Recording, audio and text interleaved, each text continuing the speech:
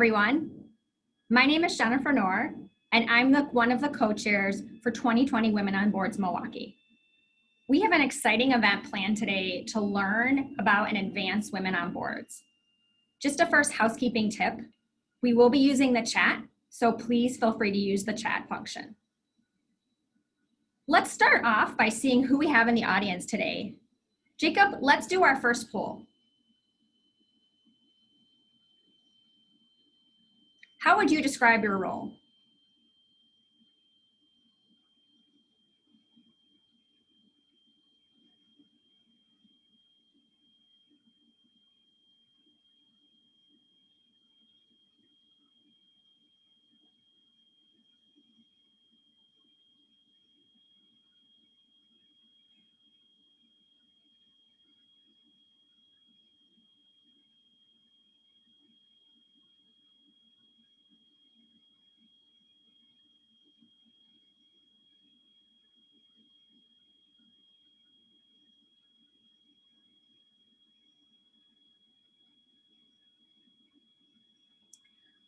Great. Let's share those results. Looks like we have an amazing, diverse attendees with a lot of executives in the audience today. That's gonna be great for us. Let's start off our presentation today by first thanking our sponsors and congratulating our winning companies.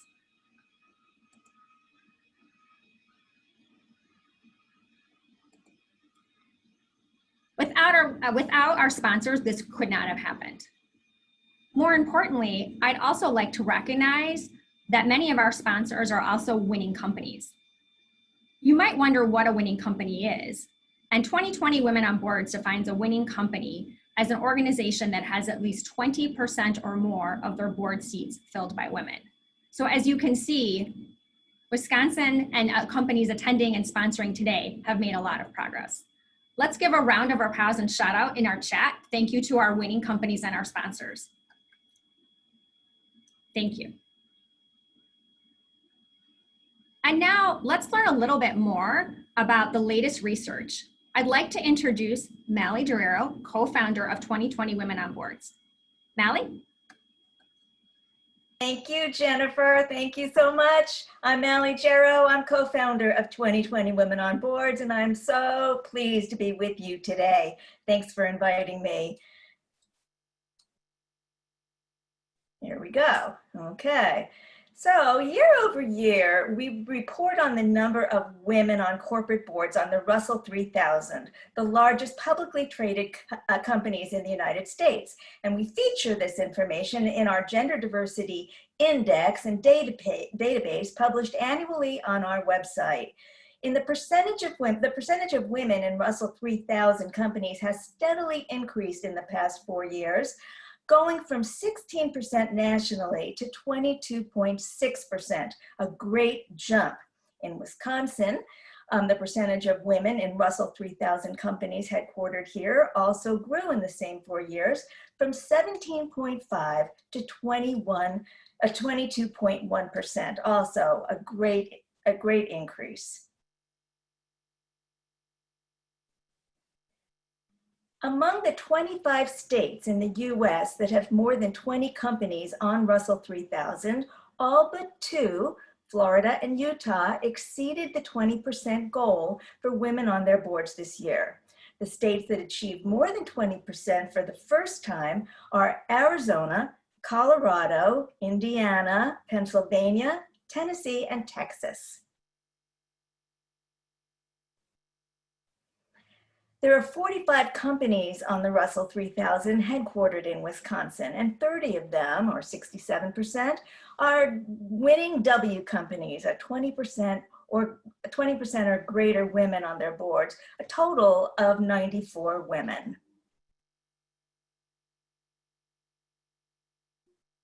So imagine if all Wisconsin companies on the Russell 3000 were at 20% or greater, if we could move those 15 companies to add women to their boards to get to 20%, we'd only need between 17 and 20 women, depending on whether the companies added a seat or retired a man. Honestly, If we got to work, we could find those women this afternoon. So this year, we're celebrating our success and the completion of the first phase of our campaign. But we all know that 20% was a baseline. It's no longer good enough. If you had seen our national conversation on November 12th, as Melody Dobson said at the Global Conversation, we're pleased with the progress, but we are not satisfied. So if 20% is no longer good enough, well, what is? In 2021, our campaign will advocate for parity on boards, what we're calling gender balance. It's a bold goal, but we are ready for that challenge. So where are we now? Nationally, 163 out of 2,982 Russell 3000 companies are gender balanced, about 5%. In Wisconsin, 1 out of the 45 companies have achieved gender balance. So Wisconsin, we have our work cut out for us.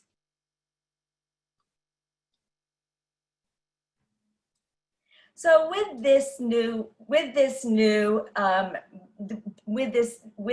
goal, gender balance, all company boards will be gender balanced with women holding half of corporate board seats, and let that be a model for all boards, public, private, nonprofit, trade and government advisory boards and commissions. And to support this new vision, as of January, we're changing our name to 50-50 Women on Boards. And as you can see, everybody's clapping, me too. I hope you're clapping as well. Okay. So new name, same core values. We're gonna continue to educate, collaborate, and advocate for more women on boards. Our highly popular and virtual Get On Board workshops resume in February 2021. If you haven't attended one, I recommend it. I've attended one and they are terrific.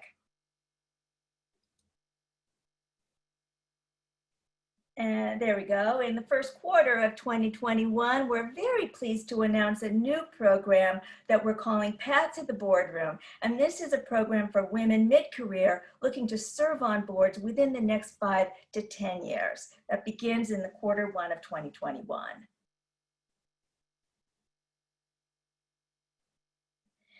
So you can find out more about us, our research, the campaign, and programs on our website at 2020wob.com. Please join us in the conversation on Twitter, Instagram, and Facebook.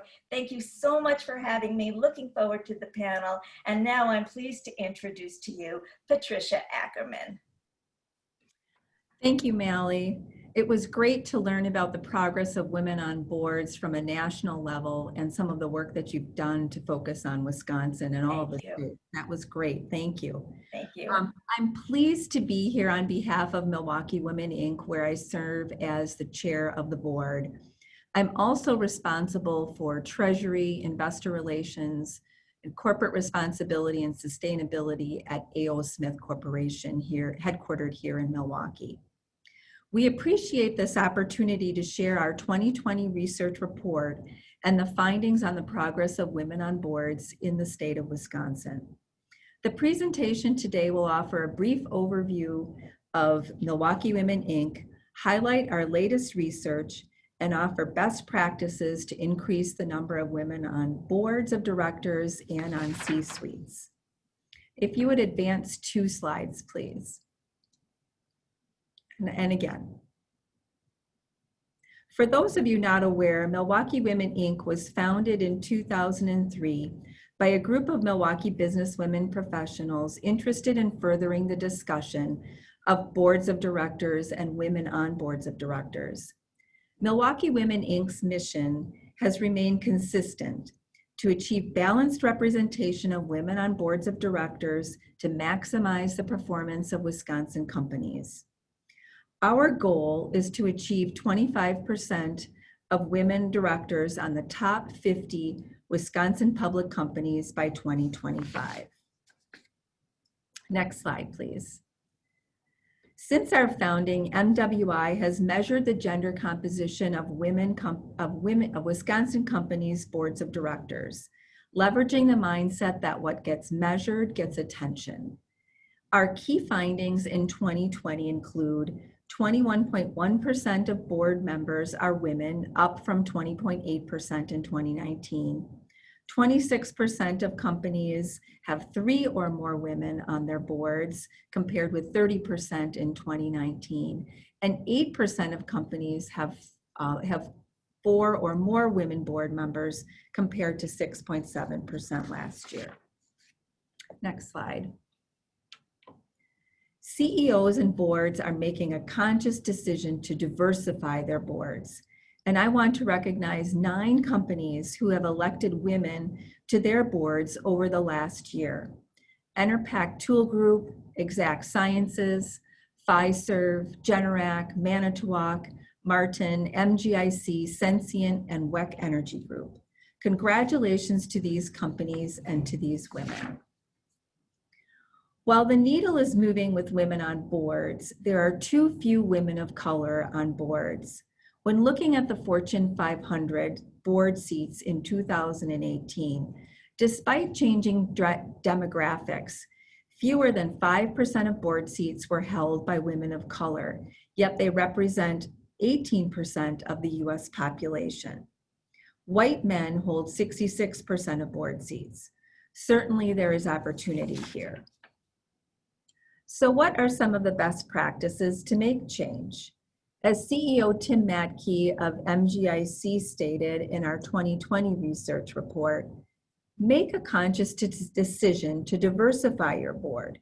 It's the right thing to do, he said, and sets the tone from the top. Other things to increase diversity include push for diverse board slates and candidate slates.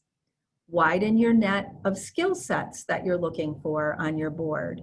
Similar skill sets on a board are the same as what is needed to run a company. Ensure board members adequately represent stakeholder interests, and expand resources and networks to reach diverse candidates. And that leads me to how MWI can help. MWI is dedicated to advancing inclusive leadership. We are connecting CEOs, nominating and governance committees, and best practices with our networks of women and our database of steering committee members. Please reach out. We are here to help, and visit our website to see what other resources are available, including our board and executive database. In closing, I'd like to thank our sponsors. Without them, our research would not be possible. Thank you for your attention. And at this point, I would like to welcome fellow MWI member Andrea Schneider to our Zoom presentation. The camera is all yours, Andrea. Thanks so much, Pat. I am honored to be a member of MWI, and in my other roles, I am a law professor at Marquette and the new director of the Institute for Women's Leadership at Marquette, and I'm delighted to tell you a little bit about our programming in the last year. Next slide, please. We were created a year ago with a wonderful grant. So we are operating at the university, and you can see our mission and vision in front of you. We are looking to advance women's leadership both locally and globally, and really thinking about how we do that writ large, considering both intersectional inclusivity and gender equity as we advocate for justice at the university level in Milwaukee, Wisconsin, and nationally. Next slide, please. I just wanted to share one of our programs from last fall and then tell you what we're thinking about this spring as well. In the fall, we focused on suffrage, women's suffrage and innovation in particular, looking how women have led the fight for voting rights and continue to do so. So our conference celebrated the 100th anniversary of the 19th Amendment while recognizing that voting rights were not granted for everyone 100 years ago, and that the fight continues in terms of providing voting rights and equality. Our speakers and panelists, as did everybody this fall, pivoted from what we had hoped to be an in-person conference to a virtual conference. So we had everything taped in August. Our live sessions were in October. And we invite you to take a look at our website and YouTube channel. There are resources for all sorts of programming, speakers, and interactive timeline, teaching materials. And we hope that this will be a resource for the community in terms of demonstrating both women's leadership historically and currently around the rights to vote. And then the next slide, please. As we look to the spring, I wanted to highlight two particular initiatives that might be of interest to this group. The first is that we're looking at law firm equity, and this is really based on the remarkable work that 2020 Women on Boards and Milwaukee Women, Inc. have done in terms of focusing about the importance of first transparency and then second, creating measurable goals. So we are starting to look at leadership and equity here in Milwaukee to create a benchmarking report in terms of women who serve as equity partners, leaders in practice areas, and are leading high earners, and to start reporting on that and creating benchmarking so that we can move forward toward excellence in that as well. So I appreciate all the work that's been done here in terms of measuring boards and to see what we can do about law firms as well. The second piece that we are rolling out this spring in conjunction with other women's organizations in town, including Milwaukee Women, Inc., is a pay equity speaker series, ending with a live symposium we hope next fall.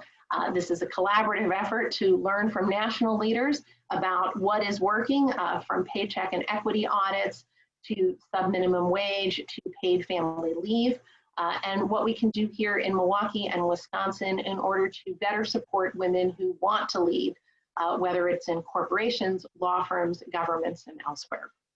So with that, I invite everybody here to reach out if you're interested in being involved in any of these initiatives. Please feel free to reach out to me directly, and you can look at our website on Marquette's homepage. With that, I'm going to turn this over to my colleague from the law school, Dean Nadel Grossman. Thank you, Andrea. So last year we held this lovely event at Marquette Law School in our Lubar Center, and it was so nice to see all the presenters and talk with attendees in person. But for now, it's lovely to gather as a community to talk about the way forward with gender diversity on the board. As Andrea said, I'm a dean, the associate dean actually for academic affairs at the law school. So I guess that makes me a business leader. I have been referred to as like a COO, though admittedly I've also been referred to as a high school principal. So in that role, I oversee our academic programs. The law school, we believe it's important to not merely teach our students the law, whether it be business law, tax law, intellectual property law, or others, but to show them how they will use that knowledge to solve clients. That's your problems you encounter as an executive or as a director. In this particular field, in my business associations class, which is an upper level class that nearly all law students take, while students are taught the laws that govern business entities, they're also taught how to identify their clients' interests and structure the entity to best further that interest, like structuring a business organization in a way that will invite venture capital financing, where that's the plan, or creating a legal entity that will best allow a family to maintain control of a family business. One problem I recently discussed with my business associations class is gender imbalance on boards. We discussed how the traditional director search uses narrow search criteria that women often don't fit because of their historic absence in the C-suite. And Pat had referred to that. We evaluated the California approach of mandating that women fill between 2 and 3 seats on public company boards headquartered there. And of course, I'll add, just today, NASDAQ recently proposed a rule requiring at least 1 woman on all of its listed company boards. Fairly low standard, but progress. Students were generally supportive of this approach, though consistent with findings from other studies in the area, they were worried the mandate makes it seem like women didn't deserve the board seat. So there was also a general sentiment, also consistent with literature, that the board, and again, consistent with what Pat said, the board should, the search should focus on strengths and skills rather than relationships and roles. So focusing on things like the ability to identify and effectively manage risk, something that women are often very good at. My class also discussed non-legal channels through which companies have been and continue to be pressured to correct historic gender imbalances on boards. Obviously, 2020 Women on Boards is a key component in that discussion, as is ISS's recent policy to recommend a vote against the public company board without a single female director starting early next year. So the next proxy season, though again, truthfully, one is a low number. In my view, these laws and policy statements, when considered in light of directors' fiduciary duties, requires directors to, one, be keenly aware of their board gender composition, and two, develop a director selection process and selection criteria that captures the value that women directors and women directors of color bring to an organization. So with discussions like this taking place in business law courses like mine, not to mention upper level courses, we have a corporate governance class. Andrea, my colleague who just presented, has a new class on gender equity in the law. You can and should expect your legal counsel to be aware of the evolving expectation to have women on the board and the different governance avenues that they can pursue to make that happen. So thank you very much for including me. And Jennifer, I'll turn it back to you.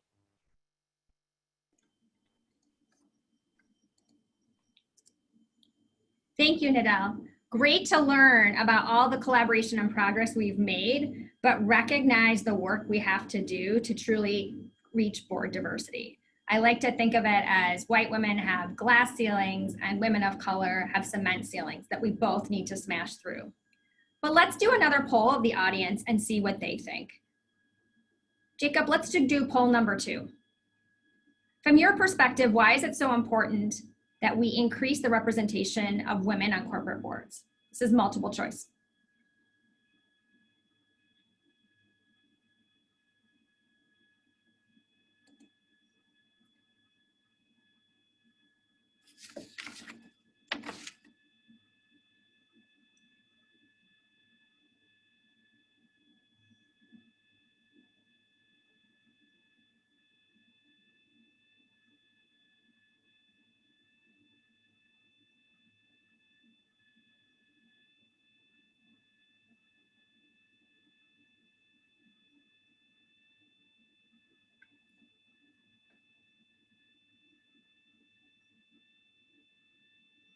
Let's share these results.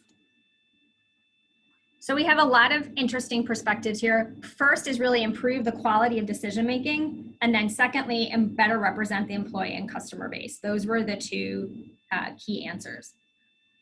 Jacob, let's now go to our third poll.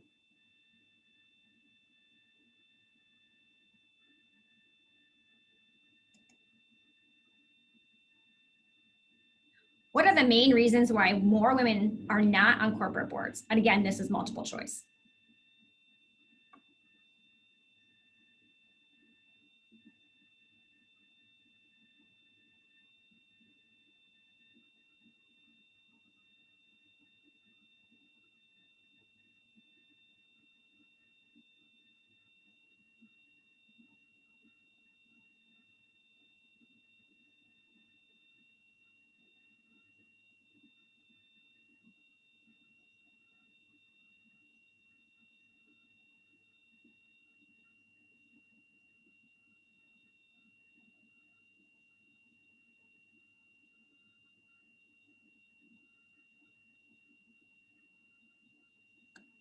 Let's share these results. So we have a really mixed group of answers here. Look, first is too few advocates of women candidates, perceptions that the board positions require experience as a CEO, and the nomination process does not include enough women candidates. Really interesting. We're going to dive into these answers a little and these questions a little bit more with our panel. So let's keep that conversation going. And now I'd like to turn it over to our panelists. I'm really honored to have these panelists because they've really smashed those glass and cement ceilings. So panelists, will you please turn on your cameras and then I'll introduce you.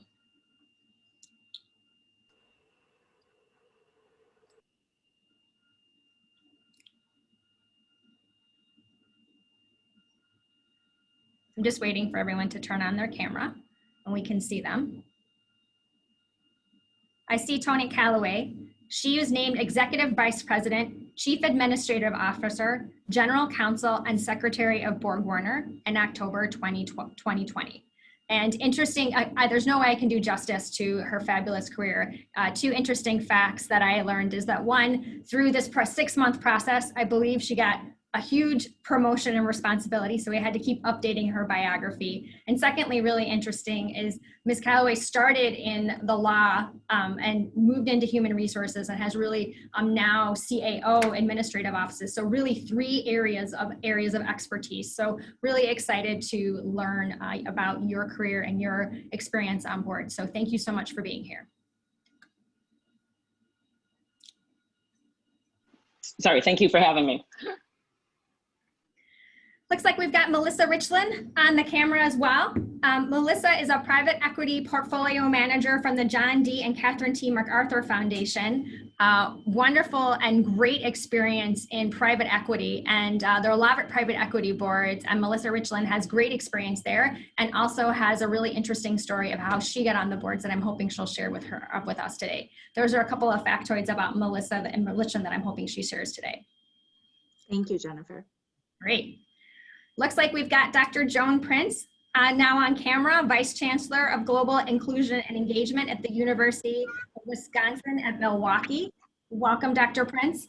Dr. Prince has, and again, I cannot, there's no way these fabulous women that I can really describe all the wonderful things that they do, but Dr. Prince has really impressed me with her ability and experience in the nonprofit going into the for-profit world. So thank you so much for being here. It's a pleasure, thank you. And now we've got Lori Bassett, Senior Vice President, Client Advocacy and President of Northwestern Mutual Investment Services, LLC. And Lori Bassett, she's also impressed me as she is another lawyer that grew up in the law and then went on to the business side. So we've got 2 lawyers and a lot of women on this panel that have had multiple disciplines throughout their career. So thank you so much for being here. Happy to be here. Thank you. And last but certainly not least, we've got Mara Swan, former Executive Vice President, Global Strategy and Talent at Manpower Group. Again, 2 interesting facts about Ms. Swan. One, I think the number of boards that you've added through this event kept adding and adding, so we had to keep updating your board resume. And 2, like some of the other women on this board, you started in HR, but then went to strategy. So another multiple discipline talented executive. So thank you for being here as well. Thanks, Jennifer. I'm glad to be here with all these great panelists today. Thank you. All right, let's first talk about getting on a board. And everyone, let's keep those chat questions open. We'll try to pepper in some. If you have questions, I'll try to pepper them in. But first, let's talk about getting on the board. Let's learn about what your pathway to your own corporate board position, who recommended you, and how did you know that person? And based on what you know about getting on a board, corporate board, what advice do you wish you were given back when that would have helped you? Lamara, would you mind answering that question? Happy to, but mine's not that interesting. Basically, I got on a board 8 years ago, and I was contacted by a headhunter, and it was for a private company, Gojo, that makes Purell, which has been more interesting during the pandemic for sure. And I asked her, why did you contact me? I didn't know this headhunter. And she said, because I liked your LinkedIn profile and what you've been writing and what you and the videos that you had produced. And I thought it was kind of funny because I'd been fighting putting together a LinkedIn profile because I wasn't looking for a job. So I think, I guess the lesson I learned there is that, you don't know where people are looking, so you do have to make yourself more, available. I did take the job. I initially didn't want to because it wasn't a public board, and I had imagined I would be on a public board, but it's been a great experience. And so when I look back at the advice that I wish I'd had, I think earlier on was, one is I wish somebody had come up to me and told me, you're ready now, because I was not even thinking about it, was not on my radar screen. And by the luck of the draw, I got this call and I was able to credentialize myself as a board member and get my other 2 boards that I'm on as a result. And I've actually had some other opportunities that I would turn down during this time too, because I didn't want to take on too much. So I would say that's a really important one. And I think being open to different kinds of boards, public, private, and also PE firms is what I would wish somebody had told me when I was younger. Great.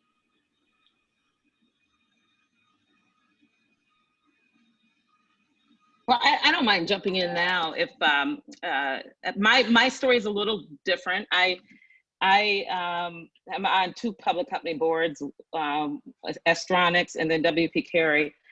And the first board was because I demanded it. And how did I demand it? Well, as part of my development, I said I want to be on a public company board. I told the CEO that, and I wanted his help in doing that. And there's a number of ways to get on public company boards, but there is an organization out there. It's a huge fee. The company paid for it, and their whole goal was to put me on a public company board. And so that was the first one, but that was about owning my own career and demanding this. I deserved it. That was part of what I wanted. I performed. And not only was the CEO supportive of that, so was the board, frankly. The second board seat, that was a nomination. That was someone I knew.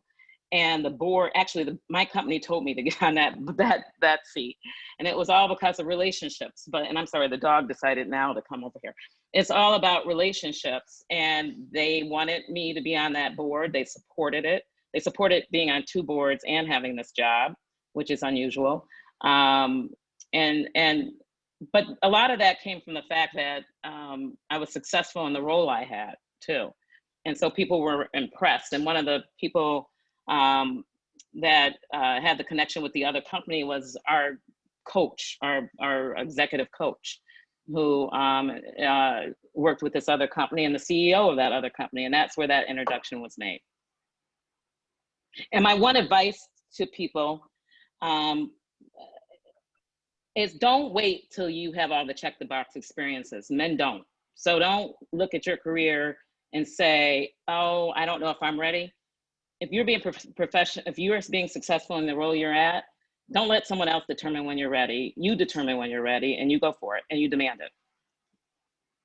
Now, let me jump in. Thank you for that, Tana and Mara, because I think what you've said, really, I hope people are pulling those tidbits out. My path was a little bit different, but in some ways very similar. I actually did not work in the private sector, so I worked in the non-governmental sector. And I was actually approached for my first board. I don't even remember how long ago it's been now, but I was approached because of my leadership on a nonprofit board or a not-for-profit board. I was actually here in Milwaukee on a very large board. I won't say which one it was, but it was a nonprofit board. And I received a phone call from the CEO of a construction company who was also serving on that board. And I thought he was calling just to take me out to lunch. He was a nice guy. I never really interacted with him during that board time because the board was so large.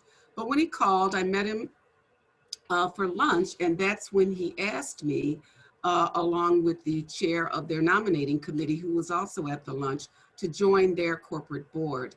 And he specifically said, I watched your leadership on the not-for-profit board, and that is really where I wanted to make sure that you would consider us.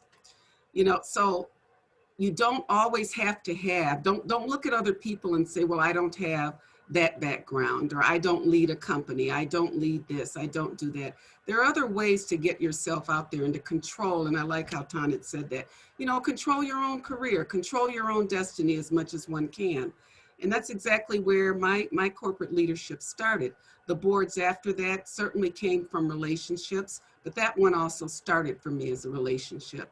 So the advice that I guess I would give to myself is to continue to understand that leadership, particularly nonprofit board leadership, is another path to corporate board. It is, bottom line is it's leadership. Do you have the skill set for the strategic thinking, the decision making, and that global perspective? And that can come from a number of different pathways. So there are opportunities there, and don't sell yourself short. I had never really thought about a corporate board because I had the mentality that I didn't work in a corporation, a private corporation. so I would never be considered. So that would be the advice that I would give to myself and also offer up for you. Thank you. I'll jump in. My situation is that I got my board seat because it's my job. I was named president of Northwestern Mutual Investment Services and therefore became chairman of the board. And I think that there's a couple of things that I look at my career that I think everybody should be focused on if you really want to be a board member. That is one, what you just said, Dr. Prince, is about getting on nonprofit boards first and really getting that experience. But also, even in a corporation, you're going to have these opportunities with subsidiaries if you're in senior leadership. But even steering committees, anything that you can do to be seen as a strategic leader, somebody that drives healthy and constructive debate, somebody that is insightful, gets out of your own swim lane of what your particular expertise is so that you can give insightful comments across the board of the various issues being discussed. I think there are so many opportunities even before a board seat where you can really show those skills. And I think that's the advice I would give, is look for those opportunities to be on steering committees, governance committees, and be an active player. I can jump in. I actually was in Dr. Prince's group last year. So some of my advice might be repeated because she really had a profound effect on my process. So my board story is a little different and definitely a work in progress. Just a year ago, I joined the Women on Board event at the invitation of a friend, interested in learning more about serving on boards and the steps to take. And so my first reaction when someone said, you should serve on a board was, you know, what is my unique perspective? What do I have to offer? You know, why me? And after attending both the Chicago and Milwaukee conferences last year, I sat down and thought about a larger nonprofit organization that meant a lot to me. I did my board resume, I did some work, I talked to the CEO of the organization, and in June I was named to the Kauffman Fellowship Program Board of Directors, where I serve on 3 committees. So I'm contributing my skills as an investor, as a trained accountant, as a fellow. I had recently graduated. And so I see this as step 2 of my corporate board position seeking process, if you will, having done the first step when I joined you all here last year. That's great. Thank you all for sharing. That's amazing. Let me start a little bit about the application process.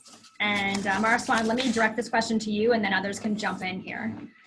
So there's no way to apply for board positions. Corporate board positions are not posted or publicly announced, and succession planning for board seats is confidential. So outside of the traditional networking, you know, what types of non-traditional networking habits do you suggest? You know, and should women executives be proactive to get their names known to search firms rather than just maybe waiting for a call for LinkedIn, you know, or just concentrate on their own contacts or their own CEO or board themselves? I think, Jennifer, this is a really interesting question because I think how board search has been done in the past is changing right now because of I think many companies are really trying to diversify their boards and are really serious about it. So I think what we've known in the past is probably not a really great thing to focus on. So some companies are actually posting their openings. So you'll see they're posting and they're going and looking for referrals from organizations. So for example, we heard from Pat earlier, the MWI, we do have companies that come to us who will post a job or ask for referrals that fit the profiles they have. You have the Private Directors Association, which is definitely posting jobs. And there's a lot of groups that people are, affinity groups that companies or recruiters are looking towards to look for candidates that are in their kind of network. I mean, I know one even in the HR area, like for example, Gallup has a Black CHRO network, and they have been referring people quite a bit this year as people are looking for members that are different than what they currently have. But I think we know in the past 70% were filled without a search firm. So it always has been networking. I think it still is. And you heard from all the panelists earlier that it's from their relationships, because I mean, people want to work with people that they can check out, and you know, that's the way it's going to be. But I think one of the things that we should really think about is that when you work with a search firm, you can go, but they're only usually interested if you're an obvious board candidate or they have an opening. So I think the only way to network with search firms is if your friend has been placed recently with a search firm and they will refer you and you get some time to actually talk to them. I think it's the best way to look at it. There are like the search firm, I think that Tanit mentioned, that is paid to place people. They take referrals quite a bit. And I have referred a number of highly qualified women and people of color to them, because they are looking for new people that can go on boards, not the normal kind of characters. But I think still the thing I would say is that it's really about articulating what your value you bring, getting your story straight, telling people you want it. Like what we heard from Tana, I think, you know, you have to continue to deepen and mine your network. And I think you have to broaden, I think I couldn't emphasize this more, broaden your experience and exposure as much as possible, because people are looking for broad kind of candidates. And I think leveraging your CEO and your board.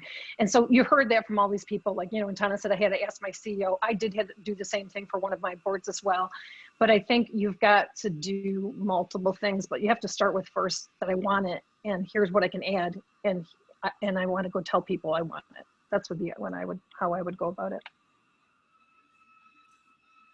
Mara, I just want to jump onto what you said.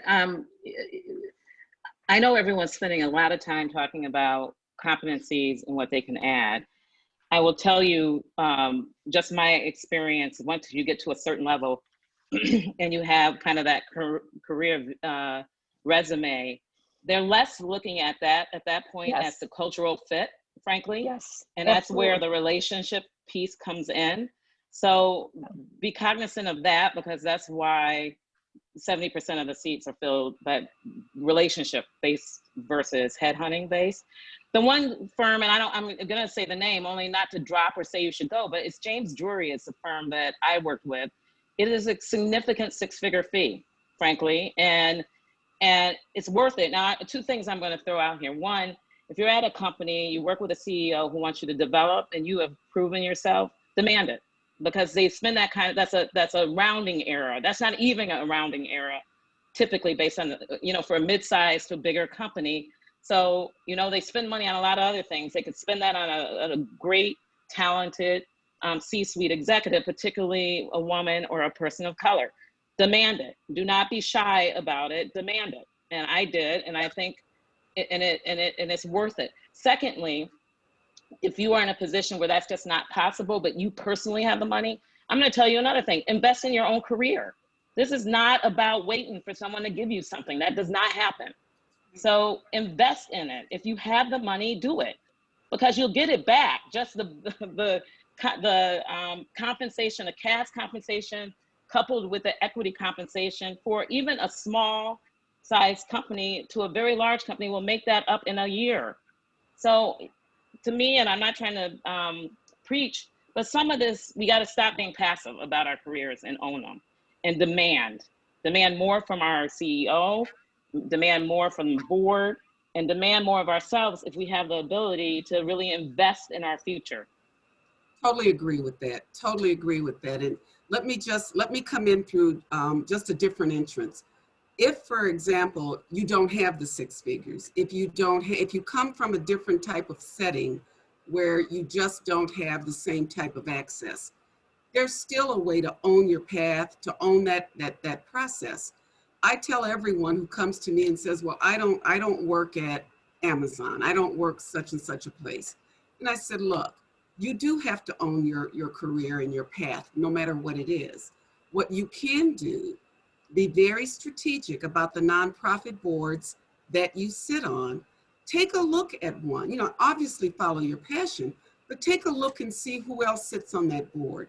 How many CEOs are on that board?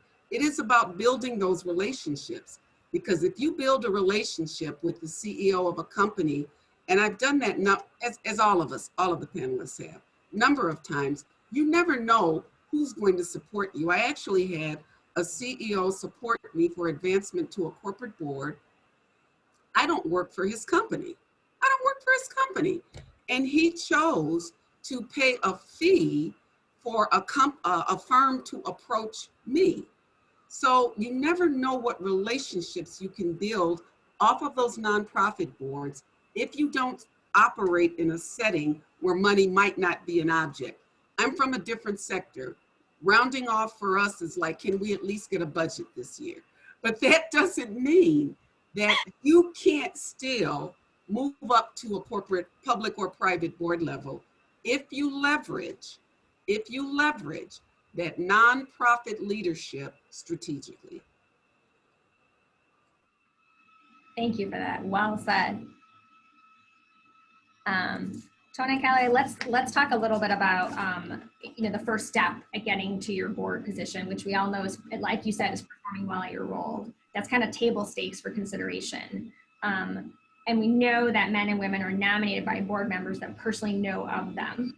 So I think the question is, how do you recommend women seek allies in their companies or among business leaders who will help them? What are the strategies that worked for you? I think just fundamentally, you have to be really good and you have to perform. So whatever it is that whatever your role is, you have to perform. You have to perform at a high level. It's not enough to meet expectations. You have to really exceed them, and you got to own it. You got to own it, and I think that's fundamentally the best way, the best approach. And then it's about having those tough conversations with your supervisor. And to be very frank, typically on a board, at least my experience, they're looking for C-suite executives. So if you're not yet reporting to the CEO, then I think your step is, what are the steps I need to get to that position where I'm reporting directly to the CEO? Because that is sort of most often what they're looking for, unless you're in a niche profession or expertise that they can't get anywhere else. So once you accomplish that, it's about demanding of your supervisor what you want in your career and what your expectations are. I can't say that enough, because I don't think women generally are as demanding. And we need to start doing that. We need to start owning it. We need to really tell people what we expect and what we want. And the other piece is you control your career. Leave if you don't like it. I have no problem leaving if I'm not getting what I want, because I have performed. Now you got to have that piece of it, but I'm not stuck to one company. Unless the give and take is there. And I absolutely love the current company because I've had nothing but support from both the CEO and the board of directors. So that's really important when it comes to your career development. What kind of support do you have? Because there are some companies where they'll say you can't be on a public company board. That's not a company I continue to work at, frankly. And then there's another piece of this. So we're focusing on what we can do for our careers. I'm going to push back a little bit and say, what can people like myself and this panelist do? Because you know what I don't see a lot of, honestly, are women on boards that do the thing that men do, just nominate someone to fill an open position. And I'm not saying it doesn't happen, but I'm saying what I have seen, I don't see that happening as much. I mean, the one board I was nominated for was a white male that nominated me. And for other considerations, it's a white male. I do not see the women on these boards nominating. What I hear a lot is, oh, I'm going to mentor, or I'm going to do this. Well, you know what? I almost swore, but I kept it to myself. But it almost snuck out. So I'm sorry for that almost near non-professionalism. It is just do it. It's like the Nike commercial. You have talented women, just do it. And that's what my goal is. My goal isn't to mentor. My goal is not to tell someone to go to a class on how you can be a director. My goal this year is to nominate at least 5 to 10 qualified women to either a board position that I know is available and just nominate them, or if a reputable headhunter calls me about a board seat, this is who you should call. That's my personal goal. And we need to start owning that too, because I don't think that's happening. When I see a lot of people doing it, they're on boards and they say, oh, we're going to mentor you. No. None of these qualified people need mentoring. What they need is an opportunity to have their name put forward on a slate. And the other piece of this is when we are in a position of a governance, like if I'm a chairwoman of a governance committee, I'm not talking about the slate stuff. If there's 7 men on a 10-person board, I got opportunity to just fill it with qualified people. And you don't have to worry about the slate because there's a ton of qualified women and people of color out there, period. Ton of them. And in fact, you know, there's a next generation, because a lot of those same people at the top, they're tapping the same ones and they're getting overboarded.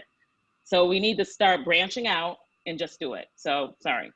Don't be My new tagline, just do it. Good. Ellen, let's just do it. And the chat is blowing up, so that's awesome. So thank you. We need more of that, so that's great. I think there is something, I think this is so important because we have to actively not wait, because I think one of the things I did after the George Floyd issue in the spring is I called headhunters that I knew, and I actually sent them the names and CVs of women and people of color that I know that they don't know. And I think so far I've had 3, Black people that I have been friends with who have been appointed to boards. And I think that nobody asked me, you have to go out and do it. And I think I couldn't emphasize more and agree more with what Tana just said, because they have limited networks and headhunters have limited networks. And so what we have to do is help them expand their networks. Great. Awesome. So we've got a question in the chat, and I'm just going to jump into that before we go into the back to the prepared questions. So thank you for that. I'm just going to read it aloud, and then if you all want to popcorn in, that would be great. So assuming that most, if not all of our panelists are the first, if not the only women on boards which they serve, what are the most significant challenges they experienced in the role?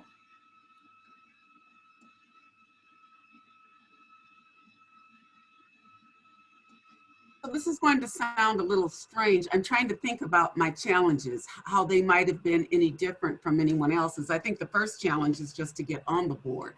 And once you're there, the way I look at it for me, and it's probably the way I look at life, is when I'm on that board and I sit on that board, I demand the same respect, the same equality, the same working relationship that any other director on that board has. So I don't come onto the board thinking that I am going to necessarily have a challenge. They might have the challenge in accepting me, but that's their challenge, not mine. So I think the major challenge that I can ever think of for one board was, and Tana and I think, and Mara are very similar on boards. And my goal is to take over the nominating committee. You know, there are certain committees, don't even ask me to do, you can do them yourself. But I want nominating or governance. I want to be in control of the discussion around who's making entry, because that's where you can nominate people. That's where you can get other women in. And I will say this, the only challenge that I want to bring forward, I'll say today, is I was on a board, the only woman, got another woman on the board, was in total shock when it came time for nominations because the other woman nominated all white males and not another woman. So as we come together in the conversation today, and I'm going to build on what others have said, women have to nominate women along with our allies or whatever else you want to call those others that are there on the board. And you have to be diversity, yes, that's a characteristic of being female, but inclusion means all women. So it's not 5 white women also that you nominate. You nominate a diverse and inclusive slate of women for that board. So my challenges have probably been watching other people figure out how they're going to interact with this new woman director, this new woman of color director, take care of that right away, and really making sure that those slates are diverse. That's the challenge. Thank you for that. I'm going to take another question from the chat before I go back to the prepared questions. It says, thank you for mentioning the James Jury Partners as the quality recruiting firm. Are there any recruiting firms that might have been known for promoting women and minority board candidates? Are there other firms that you all know of? I don't know of any specific, they're all doing that right now. I got to tell you now, based on everything that's going on, they're all doing that. I think they're limited, and as Mara said, limited in their network. And so expanding that, I think is really the important piece of that. James Drury's business model is actually, that's all they do. They have a reverse business model, which is they get paid a fee to put someone on a public company board. So they have to accept you as a client. And then their whole position is using their relationships for open board seats. And they've got a pretty great network, and they know what seats are coming open, and they kind of assess you with the cultural fit. And they know a lot of CEOs and heads of governance committees. But I think right now, almost everybody, to be honest with you, is focusing on women and people of color to put on board seats. I don't know if anyone else has a different view on that. You're spot on. You're absolutely right. They're looking for it. They're open to nominations, and I say grab it while it's hot. Mm-hmm. Yeah. So Jennifer, this also kind of goes to the next question we were going to address, because there are specific programs out there, not necessarily search firms, but programs. There's a lot of the major business schools that have programs focused on board readiness. And once you figure out what kind of board you want to be on, there might be something specific to you, like the Next Gen board program at Berkeley. But Kellogg has a great program focused on getting women ready for board positions and increasing their networking group, et cetera. But there's also other programs like Direct Women, which is focused on women in the legal field and getting them ready for board seats and making sure that they can build those connections. So I think there are programs outside of search firms, and I think through those programs, you make the connections that would get you in touch with the search firms. But I also think, we at Northwestern Mutual regularly look at top 100 women lists, whether it's from Barron's or Forbes, et cetera, and look at women that find themselves on those lists and then figure out what other connections they have. So I think don't just limit yourself to go straight to a search firm. Expand your networking through those kind of programs, and you'll get there. Could I just jump in on that and say you're absolutely correct. Look for a program, but I would suggest also that you don't over-program yourself. And women do that. Mm-hmm. We go to 7 or 8 different programs that will help women get on boards. I say if you have one on your CV, that's enough. So strategic. Yes. And select the right one. Many years ago, and I won't even say how many because frankly, I can't remember, but I was at work, opened up the mail so that lets you know there was a letter there from Kellogg, which said, you have been selected as one of 20 individuals for this inaugural minority, and that's exactly what they called it, minority on boards. And I'm looking at this like, okay, we're paying for you for a week and da-da-da-da-da. So I went to that. After that, I thought, I'm not doing anymore. I've done enough. One is enough for me. One was enough. I did join, and I think Tanit might be a member. I'm not sure if anyone else is. I joined NACD, National Association of Corporate Directors, where you can build great relationships in those kinds of entities. But I would say just be selective. Find the ones. Now, there's a difference between a training program and professional development.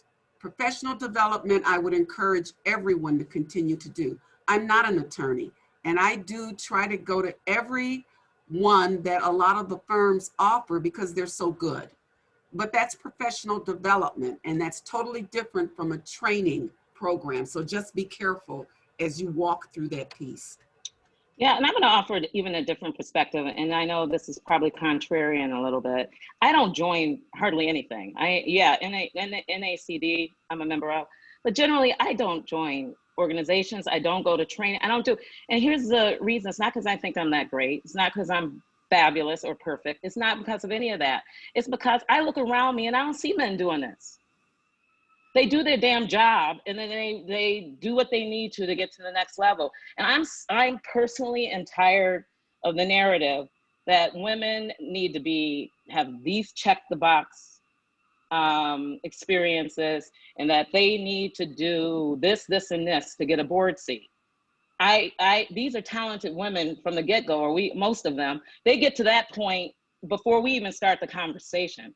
So I'm just offering a different perspective. I'm at the point now, if I meet a talented woman doing her job, I'm going to nominate her. I don't care if she goes to not one training. I don't care what other events she's at. If she's talented and she's performed, that's enough for me, period. And Tana, I think that's so right, because remember, and I think you said it earlier, what they're looking for once you get to the C-suite level is judgment. That is They're exactly looking for right. people that have good judgment. You're level-headed. You can listen and you can argue a point.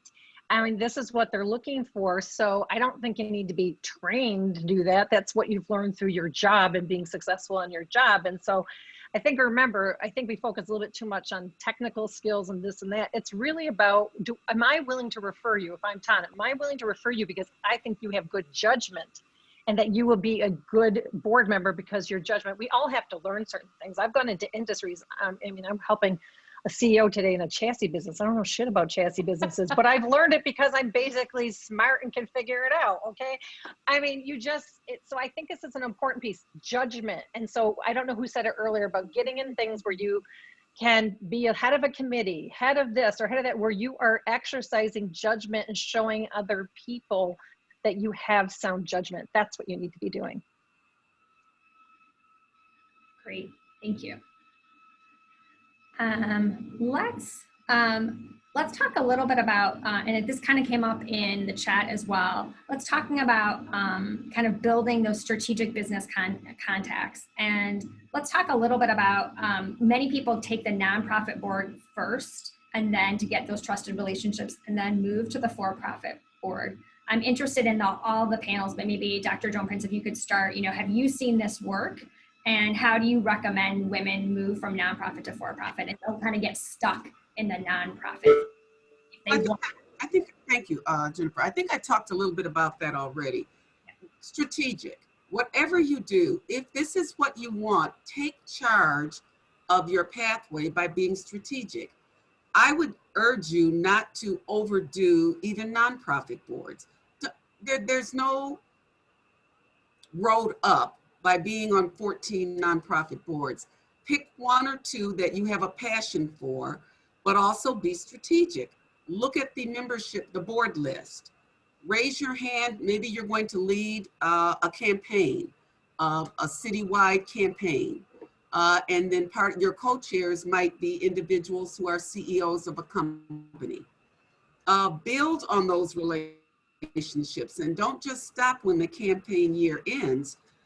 Keep them on your list. Do we need to do it, particularly now, do we need to do a virtual coffee date? Just checking in, haven't talked to you since the campaign ended 6 months ago.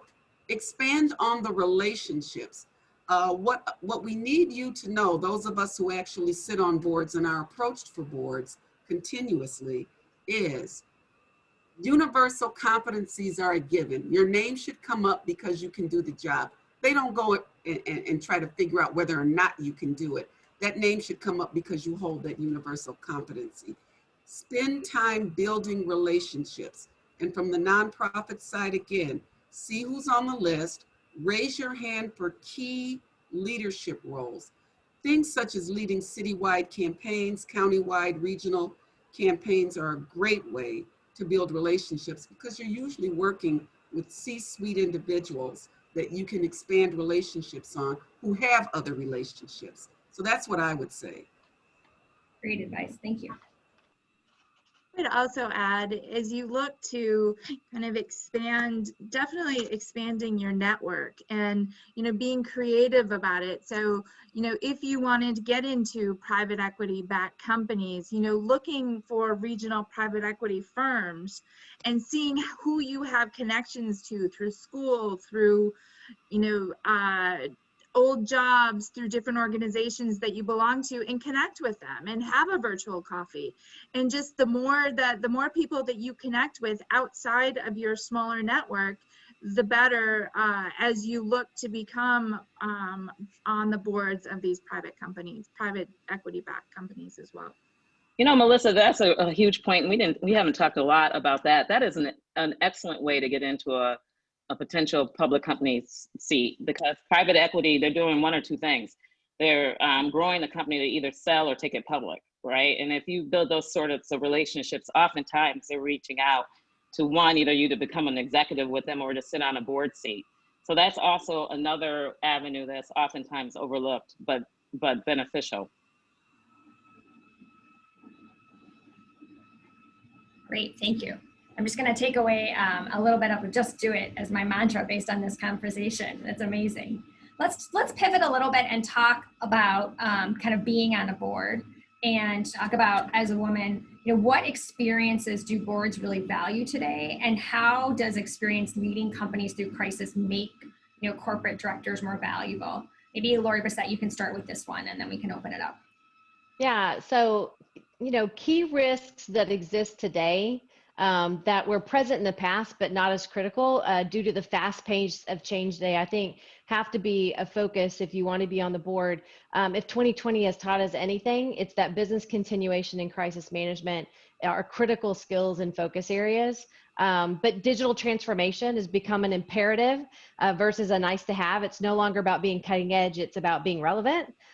So a board member that understands not only the pace that a company needs to work at and what they need to do differently in order to deliver on that pace, because it involves a completely different way of working, but also that understands the risks and controls that need to be in place as you start moving at that pace.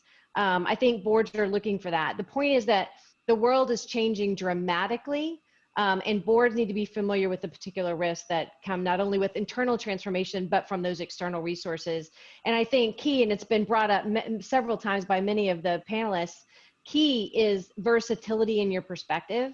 So many people have a focus area that they have built their career around. And when they get into a room, they relate everything that's being discussed back to their particular focus. You have an operations person that always talks about operations, a technology person that always talks about technology. You need to be able to use the expertise that you bring to that world, that board, but also add a versatile perspective so that you can use your expertise but really be able to talk across the various issues that are going on. And having that focus on risk and controls in today's world, it's not the sexiest part of what the companies focus on, but it's absolutely critical. And I think more and more companies are looking for that.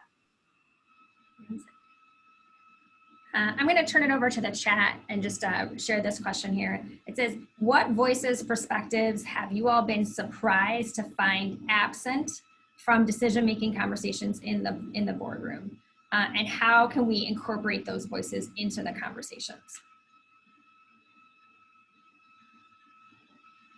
I'll go. I think one of the things that's changed, maybe back to Lori's point, is you used to think of your shareholders, you would think of outside, people, analysts, people who, and you would think of the, I think most companies, the employees. But I think the community, looking at the overall and the role of the corporation in the community, I think that's something that's just really risen its head in most businesses today. So I would say that's probably the most things, and it's a little bit harder for business people who tend to focusing on what are, we always talk about managing risk and setting the strategy and making sure you have the right talent to run the business is what boards focus on. But now they're having to think about more about their role in society and the community. And I think that's a much more difficult conversation to have because it tends to be a little bit more intangible and more, but it's related to the reputation of the business. I say you're seeing more of that kind of conversation, and you do see the people who more are fiduciary oriented struggling to have that conversation. And people with backgrounds that we've had in HR, and sometimes this isn't a hard conversation for us to have, but I see the ones who are more bankers, not to pick on bankers and fiduciary minded people, it's tougher for some of them and tougher for some of the older members who think it's kind of BS that we have to even deal with this issue. Yeah, that's really a good point. I think that's the voice that has been absent that I'm seeing more of, particularly in the nomination process. Before you never would say, well, here's their community profile. Frankly, if I need someone for the audit committee, if I need someone for this committee, I'm looking for very narrow experience. But now that other question is coming up more and more about the community side and who speaks for community, and is there that voice on the table. So I think I agree with you, Mara. I think that's really what I've seen missing, but now is being asked for more, along with broadening what you bring. So your strategic universal competency we talked about, bringing that to the table, but broadening it with understanding how your role on that board affects community, making sure that someone on that board truly understands community, and you define it to make sure we know what community means. And I would say bringing that global aspect, not being so narrow. Yeah. That global aspect really is what a lot of organizations are looking for, as companies as well. I mean, if you look at just what all the panelists said, this is the perfect argument for diversity and inclusion, because what they now are seeing from a purely business side, and I would say that we can talk about the community and the social issues that have occurred, but what has driven some of this is the business aspect of them. Shareholder advisory groups who are now measuring companies on this. And you actually have investors, BlackRock, and some major investors now that are saying, listen, these are real issues for us, and they're important when it comes to making our investment decisions. So you're getting this diversity inclusion message being driven the way it should be, really, from a business-focused approach. But it's requiring now that people get a diversity of thoughts and viewpoints as they manage through the business issues. So. Yeah, I agree. Could I just piggyback on something you just brought up, the shareholder advisory groups? If we go back to one of the previous questions where we talked about how do you sort of take ownership of your pathway, look at annual reports and go through and look and see what other groups are there besides the top board. You know, there are other ways to get in beside a search firm. There are opportunities to look at some of those advisory groups that might be at level 2 or level 3. They're still paid. A lot of private and public companies have them, particularly banks. I was on a national advisory group for a bank and ended up being asked to join a corporate board because of that. So there are different pathways, and maybe in the breakout sessions, you'll be able to dig down a little deeper, do a deeper dive into some of the things that we've brought up. But there are ways to get there. Awesome, great. Let's talk a little bit about different positions that should be on the board, just to kind of round out this conversation. I think traditionally, board seats were filled by, kind of retired CEOs or candidates, but now we're starting to see, successful women from different careers, such as cybersecurity, human resources. Any other specialized expertise that you all think the board needs today, and kind of how do you think boards can disrupt that or balance what you talked about earlier about having those relationships and the right cultural fit, as well as gaining those diverse experiences? I'd like to jump in on that. I think one of the things we have to acknowledge, and I wouldn't want to mislead anybody, the top candidates for board seats are still people who are CEOs and former CEOs. And there's a reason why, because they have a broad perspective and they've had to make judgments that are much deeper and broader than most people. And then you go to what Tana said earlier, C-suite people, because you've had broader, bigger issues to deal with. And only because of the new rules on overboarding are we really not able to fill all the board seats. So they've been able to look at these other ones. But I think the one thing you have to be careful about is specialization on a board. And I think there's been some move towards this because, oh my God, we don't know anything about cybersecurity. We don't know anything about this. I don't think it's good. Having one-trick ponies on boards is not good. It is not healthy, because I think somebody said, or I think it was Lori earlier, said then people go back to whatever they're talking about, and it kind of delays it makes the conversation go in the wrong direction. Boards are meant to govern the company. They aren't meant to operate the company. And you need specialization to operate a company. So I think it's better to use consultants in that case, or train the board if they need to learn something, if they need to learn about digital. So I don't want to mislead people. I think for public boards, it's a mistake. You need people with really broad, I think, experience and have had that kind of judgment. Now, if you go into the other realm, if you go into PE firms and private companies, they love people with specialization because they're looking for people to help the company grow. So they want to hire a cyber person or digital marketing person or whatever, because they want you to dive into the business and help them grow. So I think it's perfect place to cut your teeth and get board experience. And so I think it is like the absolute best thing if you're a specialist to do that. But you've, I guess to me, again, I think if you are somebody who has only one specialty, I would say try to broaden your experience and exposure, because that's what they want. They want people who have that kind of perspective. And but I think if you're somebody who is like a digital person who's done digital transformation, like Lori said, check, they'll love you. If you're an HR person who's transformed culture, check, I'll love you. You know, if I'm an ESG person who's changed the culture or the products and services and led to more business, because in the end it is about business, check, they'll love you. So I think you've got to be careful. This whole move towards specialization, I think, is temporary because of digitization.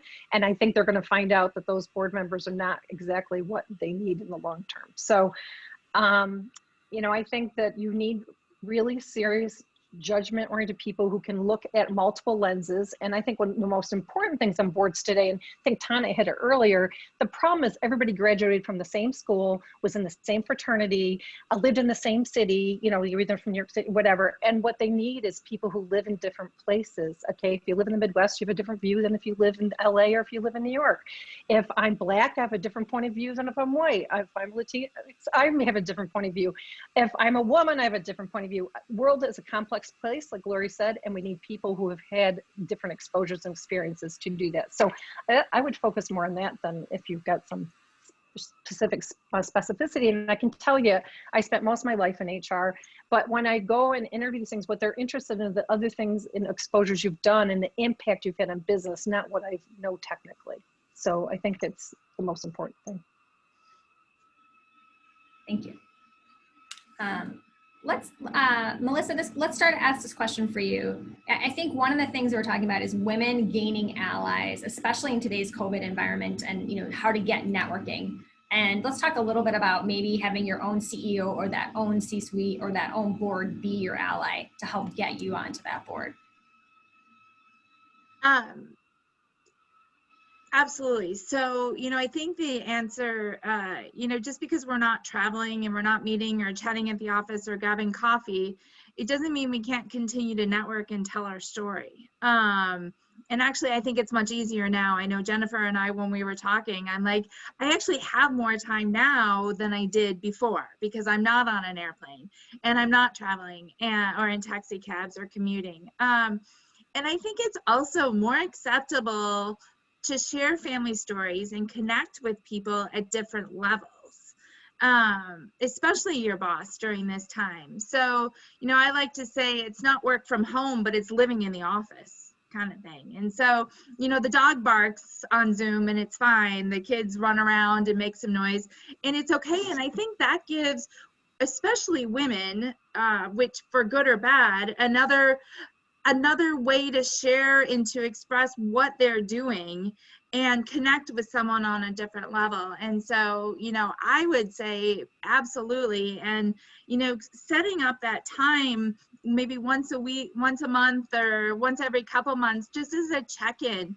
to ask questions about how you can do better. And, you know, just those side conversations that you would have had, you know, maybe going down in the elevator, you know, just setting some time, a half hour at the end of the day with a glass of wine, or in the morning with a cup of coffee to talk to, you know, your boss or CEO or different people on the board on how to broaden that skill set that the boards want you to have. And, you know, could you be a shadow on this project, even though it might not be your specialty at work or your specialty on the board, to give yourself more skill sets so that you aren't pigeonholed. You know, I think now is the perfect opportunity to do it, because you are able to jump from meeting to meeting instead of, you know, having a meeting in San Francisco where you can't be on a project in New York.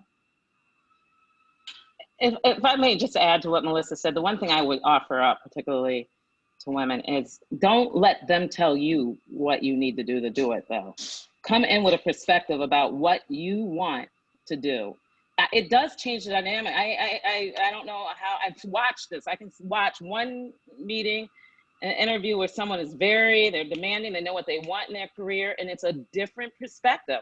People leave thinking this is a leader. This is someone who will own their business, will own whatever their function is, versus someone it's like, you know, what if I do this? What if I do that? That is, it turns me off personally for my team when they want to achieve something.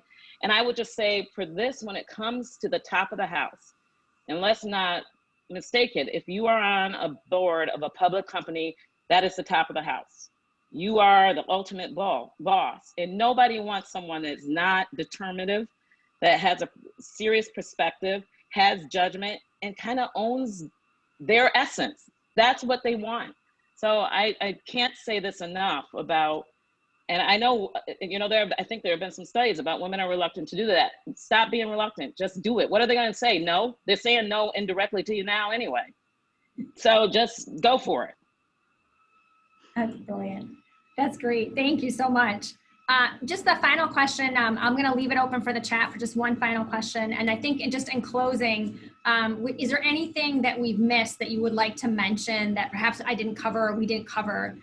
We've had just so many words of wisdom, but just one final thing, anything else that anyone would like to add, or anybody have a question in the chat before we? I would like to mention something. We have 5 panelists and 2 are Black women. And I have to say that makes me really proud of Milwaukee. Amen to that. The one thing I would add is somebody mentioned board resume. I can think a couple of people did. And a lot of people don't understand the difference between a CV and a board resume. And I think the act of sitting down and creating your board resume would really give you insight into where you're strong and where you might need to develop. So even if you're not particularly ready for a board seat right now, but you're working towards that, putting together a board resume would give insight to yourself and maybe clear a path for you. And there's some great YouTube videos out there. If you don't know what a board resume is, you can absolutely do some Google research and you can find out how to do it. But it's basically, it tells you and it tells whoever sees it the value you would bring to a board much better than a CV would.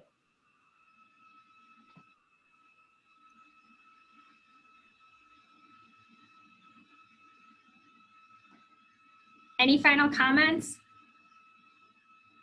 Well, I am getting the cue from the team. I could keep asking you questions again and again and again, but I've got the sort of the third chat that said I'm going over. So thank you so very much. This has just been amazing. And I really want to thank you all in the audience for kind of sending out the chats and giving the questions. I'd just like to close with one final poll for our panelists. So let's go ahead and do our final poll. Poll number 4 for both the audience and the panelists. All right, so given what you've heard today, what actions are you committed to help achieve gender balance in corporate boards? And this is, again, multiple choice.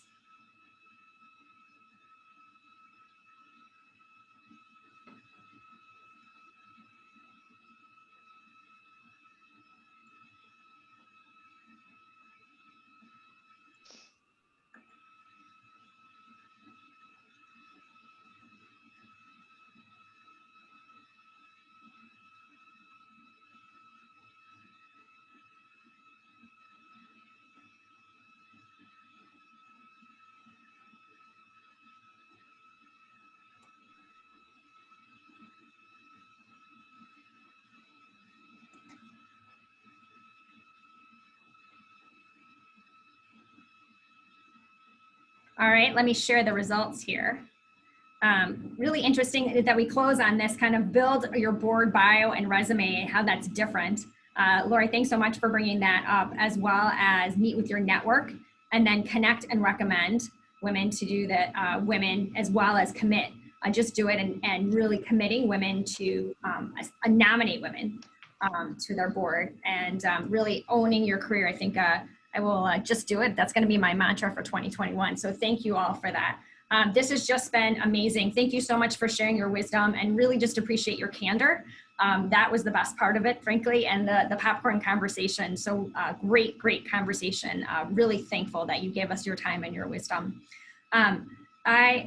Before we transition into our our small group conversations where we can dive into the conversations a little bit deeper, I just want to spend a moment. Let me just share these results here. And thank other people, besides thanking the panelists, thank others that without them, we really just could not have had this conversation today. And so we'll just go ahead and bring up a couple of thank you slides. And panelists, you can go ahead and turn off your cameras now. Thank you so very much. And so one thing that we're going to be transitioning to next is our director coaches and the small group conversation. So really want to thank all these amazing women for volunteering their time and expertise to have the small group conversation. So thank you so very much. And then last and finally, in addition to our wonderful sponsors and winning companies, really want to thank the committee. On the next slide, please, of all of the women that just helped us get this committee together to be able to put this event on. Without you all, we could have not done it. So thank you so very much.